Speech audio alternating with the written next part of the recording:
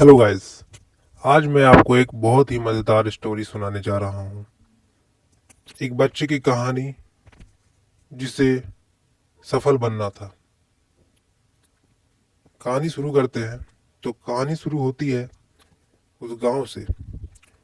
उस बच्चे का नाम राहुल था।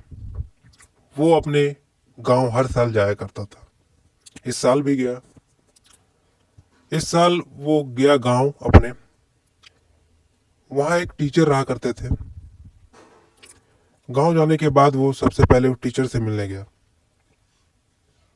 और इस बार कुछ प्रश्न लेके गया उस टीचर से जो उसके मन में था। उसने अपने टीचर से पूछा कि टीचर जी, इस बार मैं कुछ प्रश्न लेके आया हूँ, मुझे सफल होने का राज बताइए। गुरु ने मुस्कुराते हुए उसे देखा और बोला, सफल होने का राज मैं तुमको जरूर बताऊंगा। गुरु बोले, मैं अभी मार्केट जा रहा हूँ। नर्सरी। नर्सरी मतलब जहाँ पेड़ पौधा मिलता है वहाँ। तो तुम भी मेरे साथ चलोगे? राहुल मुस्कुराया, बोला, जी जी गुरुजी, जाऊंगा। दोनों गए नर्सरी। वहां से गुरुजी ने दो पौधे लिए और एक गमला साथ में लिया और वो दोनों घर आ गए। गुरुजी ने एक पौधे को गमले में लगाया और एक पौधे को अपने घर के बाहर लगा दिया। थोड़े खेत में, जंगल टाइप का एरिया में लगा दिया।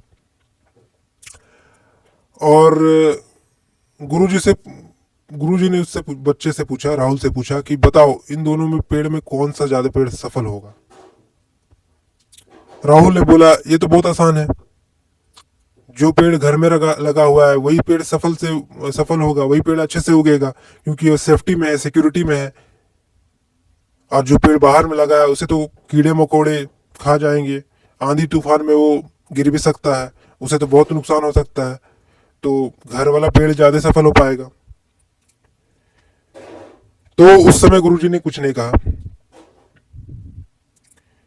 गुरुजी ने बोला कि इसका जवाब तुम्हें 4 साल बाद मिलेगा। तकरीबन 3 से 4 साल बाद मिलेगा। राहुल अपने घर आ गया छुट्टी मना के। इस बार 3 से 4 साल 3 से 4 साल बाद राहुल एक बार फिर गांव जाता है।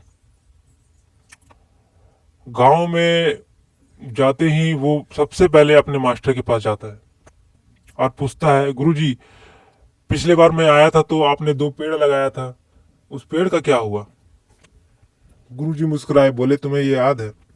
गुरुजी ने उस पेड़ के पास उसे राहुल को ले गया। उस बच्चे का नाम राहुल। राहुल गया, बोला, वाह, ये पेड़ तो बड़ा हो गया। अब वो घर वाला पेड़ काफी बड़ा हो चुका था। काफी बड़ा हो चुका था। राहुल खुशी से झूमते हुए बोला, देखा, मैंने बोला ही था कि घर वाला पेड़ ज्यादा सफल होगा, अच्छी तरह से उग पाएगा। गुरुजी मुस्कुराए और बोले, चलो उस पेड़ को देखते हैं जो हमने बाहर लगाया था। तो राहुल भी चल पड़ा उस और जंगल में। वो दूसरे पेड़ को देखता है तो वो पेड़ उससे भी कई गुना बड़ा था। उसकी लताएं पूरा फैली हुई थी। पूरा जड़ मजबूत था। बहुत मजबूत पेड़ दिख रहा था। बहुत बड़ा पेड़ हो गया था। वो घर वाले पेड़ से भी ज्यादा मजबूत। राहुल ने पूछा, ये कैसे हुआ? गुरुजी ने बोला, ये बाहर था इसलिए। राहुल बोला, बाहर था इसलिए मतलब? घर वाला पेड़ तो ज्यादा सिक्योरिटी था। इसे तो कीड़े मकीड़े भी खा सकते थे, तूफान में ये उड़ भी सकता था। उड़ा क्यों नहीं? तो गुरुजी बोले, ये बाहर जरूर था, पर ये आंधी तूफान से इसकी जो जड़ें हैं काफी मजबूत हो गई। ये आंधी तूफान से लड़ा, ये बाहर के मौसम से लड़ा, बाहर की परिस्थितियों से लड़ा और ये पेड़ काफी मजबूत हो गया। इसकी जड़ें काफी मजबूत हो गई और ये खुले एरिया में था इसलिए इसकी लताएं भी पूरी तरह फैल गई। और वो घर में था इसलिए ज्यादा मजबूत नहीं हो पाया और उसकी लताएं उतनी नहीं फैल पाई। तो राहुल समझ गया कि ठीक है, पर मेरे सवालों का क्या? सफल कैसे बने? तो गुरुजी ने बोला, इसी में तुम्हारा जवाब है। कभी भी इस चक्कर में मत पड़ना या किसी चीज आसानी से चीज मिलने वाले चीजों के पीछे मत भागना।